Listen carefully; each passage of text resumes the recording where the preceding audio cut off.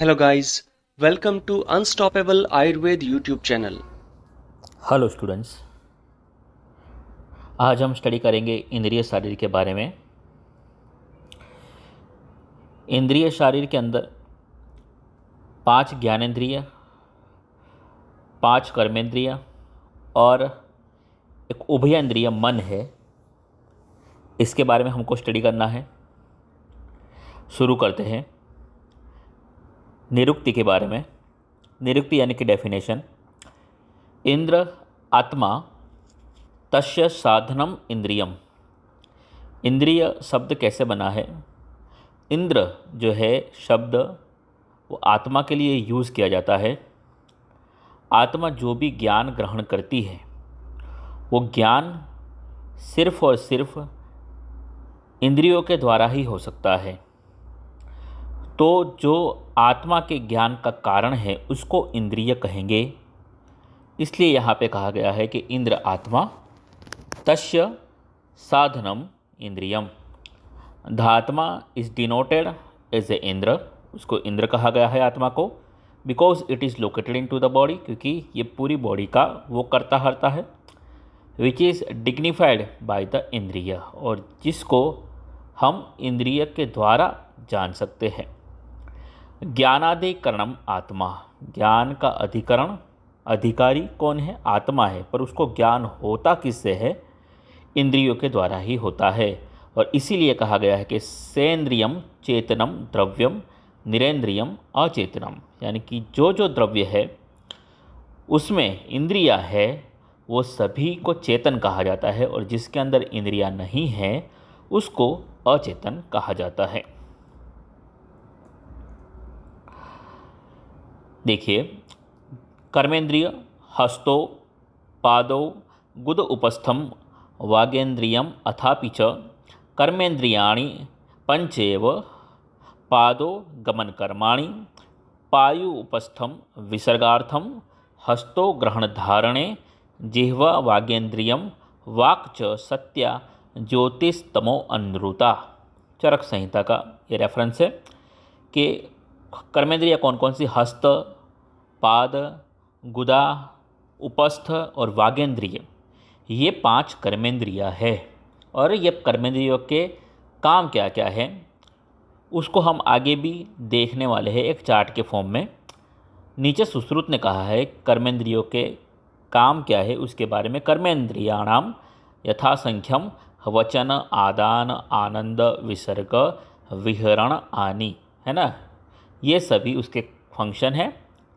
देखिए यहाँ पे हमने इसको अच्छे से लिखा हुआ है। कर्मेंद्रिया कौन कौन सी? हस्त, पाद, पायु, उपस्थ और जिह्वा। अकॉर्डिंग टू आचार्य चरक, हस्त जो है उसका फंक्शन है ग्रहण धारण। सुश्रुत के हिसाब से आदान कर्म उसका लिखा हुआ है। पाद जो है चरक के हिसाब से गमन कर्म करता है, सुश्रुत के हिसाब से विहरण कर्म करता है। पायु जो है आचार्य चरक के हिसाब से विसर्ग उसका फंक्शन है, सुश्रुत के हिसाब से भी विसर्ग उसका फंक्शन है। पायु यानी कि गुदा की बात है यहाँ पे। और उपस्थ जो है जो जन्नेन्द्रिय है, चरक के हिसाब से विसर्ग उसका भी फंक्शन है, सुश्रुत के हिसाब से आनंद उसका फंक्शन है। और जिह्वा आचार्य चरक के हिसाब से वाणी उसका फंक्शन है, और सुश्रुत के हिसाब से वचन उसका फंक्शन है। ज्ञानेंद्रिय 5 है।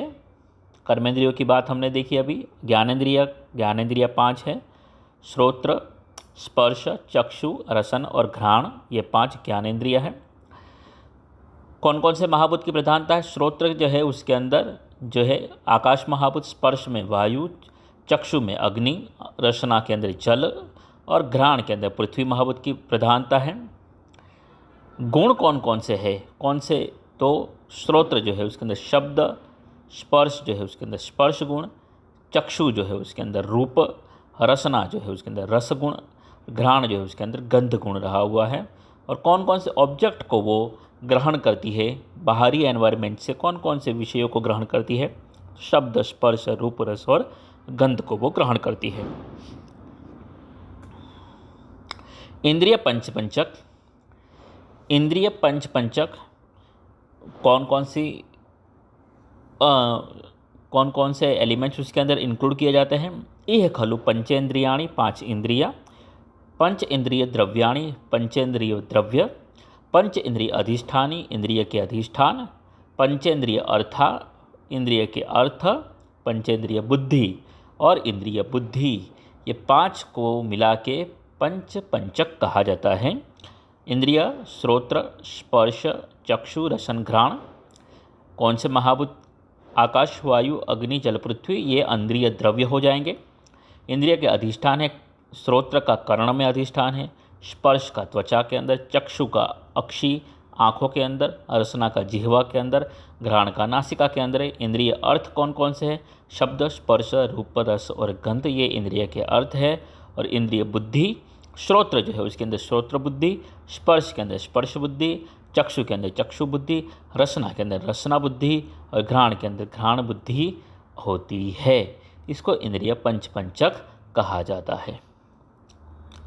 भौतिकत्व ऑफ इंद्रिया, इंद्रिया चरक और सुश्रुत ने जो सर्ग बताया है, यानी कि जो शरीर के लिए बताया कि भाई अव्यक्त होता है, महत होता है, अहंकार, फिर ज्ञानेंद्रिया होती है, अहंकार के 3 पाँच सात्विक राजसिक तामसिक है, उसमें सात्विक और राजसिक में से 11 इंद्रिया होती है और सात्विक और तामसिक जो उसमें से पंचतन मात्रा, उसमें से पंच महाभूत, इस प्रकार से आचार्य सुश्रुत ने बताया हुआ है। तो आचार्य सुश्रुत के हिसाब से जो इंद्रिया है उसकी उत्पत्ति सात्विक और राजसिक अहंकार में से होती है। पर ये आचार्य सुश्रुत ने ये लिया जो है वो सांख्य दर्शन का थियोरी जो है वो लिया है। आगे वो लिखते हैं कि भौतिकानि च इंद्रियाणि आयुर्वेदेन वर्णयन्ते, परंतु उन्होंने सांख्य के मत को दर्शाया जरूर है, बट सांख्य की बात इसमें उन्होंने मानी नहीं है। उनका ये कहना कि सांख्य में भले ही इंद्रियों को अहंकारिक बताया है, बट आयुर्वेद के अंदर हम इंद्रियों को भौतिक मानेंगे, यानी कि इंद्रिया की उत्पत्ति महाभूतों में से होती है, ऐसा मानेंगे। ठीक है। तो आचार्य सुश्रुत ने भी जो सारिस्तान के पहले अध्याय के अंदर जब उन्होंने पूरा सांख्य दर्शन की फिलोसॉफी को फॉलो किया, तब चार्ट में ऐसे बताया कि भाई सात्विक और तामसिक राजसिक अहंकार में से एकादश इंद्रियों की उत्पत्ति होती है। और आगे जाके उन्होंने कुछ 4 ऐसे मत है जो सांख्य दर्शन से मेल नहीं खाते। उन्होंने कहा कि भाई जैसे कि आत्मा जो है वो विभु माना हुआ है सांख्य दर्शन में, और सुश्रुत ने कहा कि आत्मा को विभु आयुर्वेद की दृष्टि से नहीं मान सकते। क्यों नहीं मान सकते? क्योंकि अगर आत्मा विभु होता तो हम चिकित्सा किसकी करेंगे? ठीक है ना, चिकित्सा करने के लिए हम शरीर की चिकित्सा करते हैं, इसलिए आत्मा को हम विभु आयुर्वेद की दृष्टि से नहीं मान सकते। वैसे 4 जगह पे उन्होंने सांख्य दर्शन से अपने अलग मत दर्शाए हैं। उसमें ये भी एक मत है, भौतिकानि च इंद्रियाणि आयुर्वेद वर्णन्ते, आयुर्वेद शास्त्र के अंदर इंद्रियों को हम अहंकारिक नहीं मानेंगे, भौतिक मानेंगे। अब आचार्य चरक का मत को देखें तो उन्होंने कहा है कि एक एक अधिक युक्तानि खादीनाम इंद्रियाणि तु पंच कर्मानुमेयानि येभ्यो बुद्धि प्रवर्तते, यानी उन्होंने कहा है कि शब्द से स्पर्श में, स्पर्श से रस में, शब्द स्पर्श रूप रस और गंध, तो उसमें एक एक महाभूत की अधिकता होती जाती है। जैसे कि शब्द जो है उसके अंदर सिर्फ आकाश महाभूत है, स्पर्श जो है उसके अंदर आकाश महाभूत है और वायु महाभूत है, शब्द स्पर्श रूप जो है उसके अंदर आकाश वायु और तेज महाभूत है। रूप रस की बात करें तो आकाश वायु तेज और जल महाभूत की प्रधानता है, और गंध की बात करें तो उसके अंदर आकाश वायु तेज जल और पृथ्वी महाभूत की प्रधानता है। ठीक है ना। इस प्रकार से एक एक इंद्रिय के अंदर एक एक महाभूत की प्रधानता अधिकता होती जाती है, ऐसा उन्होंने कहा है, और उसी हिसाब से इंद्रिय की बुद्धि जो है वो उत्पन्न होती है। अकॉर्डिंग टू चरक, पंच ज्ञानेन्द्रिया are made up of all the पंच महाभूता, है ना, ये सभी इंद्रिया है वो 5 महाभूतों से बनी हुई है, बट 1 महाभूत इज डोमिनेंट एमंग द 5 महाभूता, बट कोई एक महाभूत है उसके अंदर उसकी अधिकता होती है। ऑल द 5 महाभूता are the cause of every इंद्रिया, सभी इंद्रिया जो है वो 5 महाभूतों से बनी हुई है। इसीलिए कहा है इंद्रियेण इंद्रियार्थम तु स्वं सम गृह्णाति मानवः नियतम तुल्य योनित्वात् अन्यो अन्यम इति स्थिति ही, यानी कि जो एक इंद्रिय जो है वो दूसरी इंद्रिय का काम क्यों नहीं कर पाती है ना। जैसे कि जो श्रोत्रेंद्रिय जो है वो सिर्फ सुनने का काम करती है, ऐसा क्यों? क्योंकि वो एक तुल्य योनि से बनी हुई है। यानी कि देखिए श्रोत्र जो है उसके अंदर आकाश महाभूत की प्रधानता है, ठीक है ना। तो शब्द, आकाश महाभूत का गुण क्या है, शब्द उसका गुण है, तो इसलिए वो शब्द को ही ग्रहण कर सकती है। वैसे जो नासा जो है उसके घ्राणेंद्रिय जो है वो पृथ्वी महाभूत से प्रधानता उसके अंदर होती है, और पृथ्वी का गुण गंध है, इसलिए वो गंध को ही ग्रहण कर सकती है तुल्य योनि की वजह से। इसलिए सभी इंद्रियों के फंक्शन नहीं कर पाती, वो अपने स्पेसिफिक शब्द स्पर्श रूप रस गंध उसी विषयों को ग्रहण कर सकती है।